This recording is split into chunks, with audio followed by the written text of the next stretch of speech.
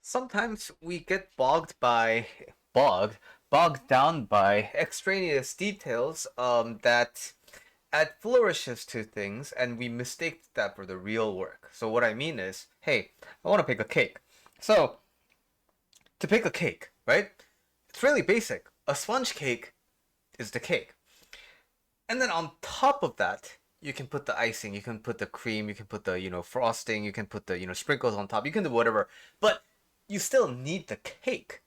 The point of the cake is cake. Icing is not the point of cake. Well, depending on your perspective. But you get my point, right? So, the thing is, sometimes it's important to focus back on the fundamentals. What are we trying to achieve in life? And what's the core basic necessity that we have to achieve in order to get to our results? Today's topic is perfectionism. Okay, we oftentimes find ourselves not doing things because it's not good enough. And whatever I do, it won't be that great. And we get discouraged by our output because it just fucking sucks.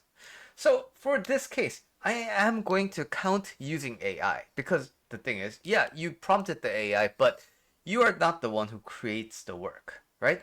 So I would say getting things done by ChatGPT is sort of in line with procrastination because you are not doing the work. So, in terms of doing the work, a big blocker is it's not going to be good. Okay, so in order to address that, we don't do anything. So this logic doesn't add up, right? We need to see the discrepancy. We need to see the gap in understanding. How do you get better at something?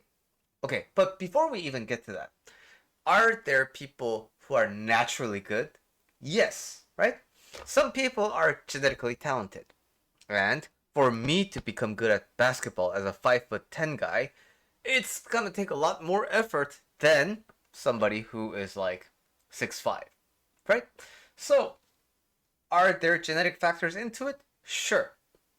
Moreover, age and your household income level, all these things give you a base starting point.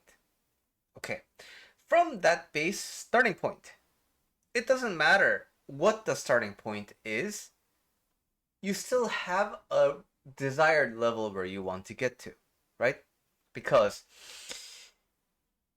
life isn't automatically over just because you have the right conditions for something. You still have to do something. So, coming back to the primary topic at hand, I want to be good at something, but I'm not naturally talented at it. Okay, so is the solution to give up? If you don't really want the result, sure. But if you want the results, right? Is giving up because you're not naturally talented, will that get you closer to your desired state? It won't, right? We have to be clear about this. This way of thinking is not helping you get to the results you want. Okay, moreover, how does one get to the being good state? Assuming that we are far from it because we don't have the natural talents. We have to put in the reps. We have to repeatedly do the work, right? How many basketball shots does it take to have an average free throw rate of 50%? Probably a lot, right? And out of those practice throws, how many are gonna go in? Statistically, you're going to miss a lot more than you actually make the shots. So, just like this, the path to being good is laden with failures and occasional successes. This isn't a bad thing. We keep mistaking that it's bad. We keep having this unrealistic expectation that when we are on the path to being good, we have to be succeeding on the way. That is not how things work in reality. When we remove you from the equation, when we remove your feeling from the equation, and talk about person A, and person A wanting to improve in a certain skill so that they can reach good, so that they can work in terms of, they can see their work as good and perfect. What is going to make that happen? A lot of reps. When we take ourselves from the equation out, it's easy to see this point, right? Is it possible to spend a lot of time and energy to make something really good? Basically, we overextend ourselves to be a little bit better than how we naturally are. Yes, of course. But how many reps do you think you can do when you engage in your work like that? You're going to burn out very, very quickly. But the thing is the point of our life just to reach this state and then you're done with it? No. When you reach this state, fortunately or unfortunately, life continues.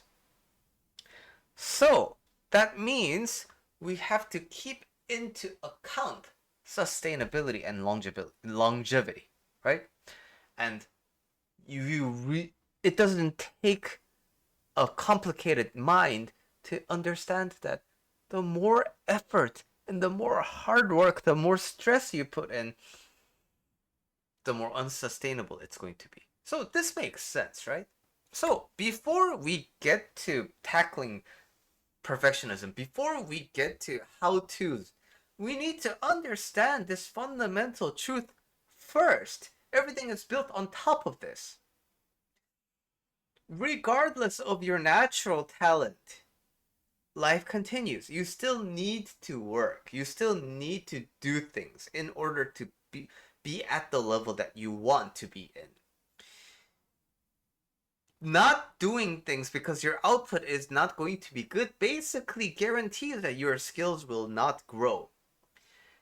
Skill growing is going to include lots of failure. This is by design. This is not something to feel bad about.